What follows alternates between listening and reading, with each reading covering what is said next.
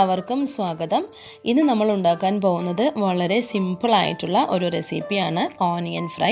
ഇത് ചോറിനോട് കൂടെ ചപ്പാത്തിൻ്റെ കൂടെ എല്ലാം നിങ്ങൾക്ക് സെർവ് ചെയ്യാം. ഏറ്റവും ബെസ്റ്റ് കോമ്പിനേഷൻ എന്ന് പറയുന്നത് കഞ്ഞി തന്നെയാണ്. ചിലപ്പോൾ നമുക്കൊരു തോരനൊന്നും ഉണ്ടാക്കാൻ സമയമില്ലെങ്കിൽ നമ്മുടെ കയ്യിലുള്ള ഓണിയൻ വെച്ച് തന്നെ നമുക്ക് ഈ റെസിപ്പി പെട്ടെന്ന് തന്നെ ഉണ്ടാക്കാവുന്നതേ ഉള്ളൂ. അപ്പോൾ നമുക്കതെങ്ങനെയാണ് ഉണ്ടാക്കാം എന്ന് നോക്കാം.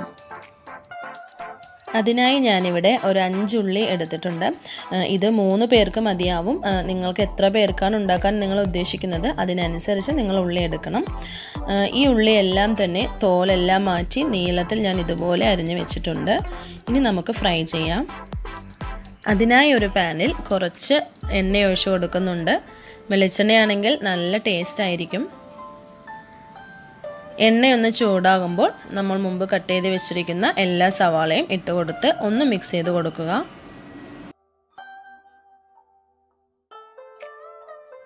കുറച്ച് വഴന്ന് വന്ന ശേഷം ഒരു 2 ടീസ്പൂൺ കാശ്മീരി ചില്ലി പൗഡറും 1/4 ടീസ്പൂൺ മഞ്ഞൾപ്പൊടിയും ആവശ്യത്തിനുള്ള ഉപ്പും കൂടെ തന്നെ ഒരു പിഞ്ച് മല്ലിപ്പൊടിയും ഒരു 1/4 ടീസ്പൂണിൽ കുറവാണ് ഞാൻ ചേർത്തിരിക്കുന്നത്. ഇതെല്ലാം ഇട്ട് കൊടുത്ത് ഒന്ന് നന്നായി വഴറ്റി കൊടുക്കുക. അതിൻ്റെ പച്ചമണമെല്ലാം മാറി ഉള്ളിയിലോട്ടെല്ലാം നന്നായി പിടിക്കുന്നത് വരെ ഒന്ന് മിക്സ് ചെയ്ത് കൊടുക്കുക.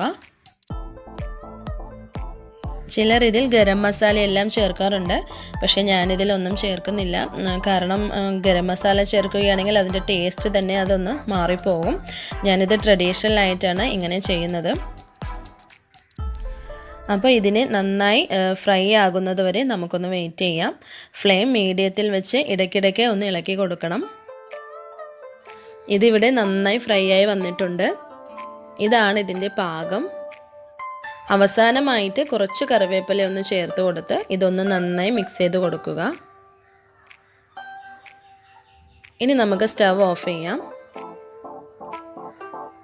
അങ്ങനെ നമ്മുടെ ഉള്ളി ഫ്രൈ റെഡി ആയിട്ടുണ്ട്. നിങ്ങളിതെല്ലാവരും ഒന്ന് ട്രൈ ചെയ്ത് നോക്കണം കേട്ടോ. കാരണം അത്രയ്ക്ക് ടേസ്റ്റാണിത്.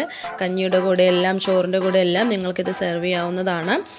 ഈ വീഡിയോ ഇഷ്ടമായെങ്കിൽ നിങ്ങൾ ലൈക്ക് ചെയ്യുക, ഷെയർ ചെയ്യുക, സബ്സ്ക്രൈബ് ചെയ്യുക. ഇനി ഒരു പുതിയ വീഡിയോ ആയിട്ട് കാണുന്നത് വരെ താങ്ക് യു.